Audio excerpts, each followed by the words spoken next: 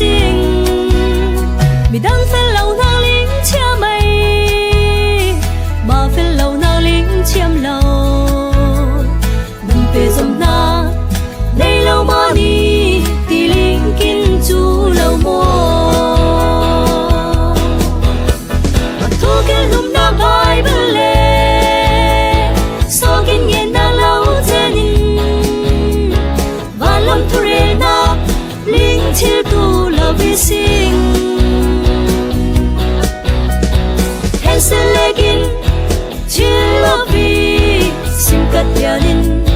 chiêu về lâu mình về dòng thùng ta lấy phong in kim môi la về tu kỳ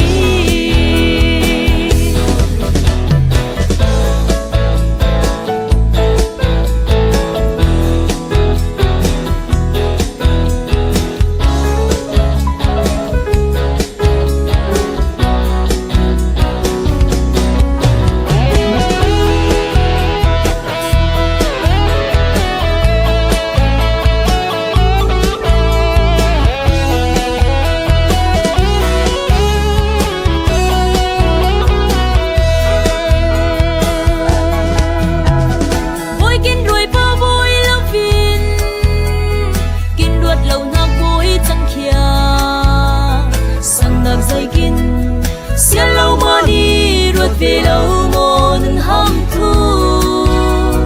ver vui muốn đam ver lâu lê mai sông muốn lâu mai sông thầy mình về dòng na nay lâu mà đi thì linh kinh chú lâu mô thu kinh lùm na bài bên lê so kinh nghiền nạc lâu chân và lâm thu rê na linh chiêu tu là vi sinh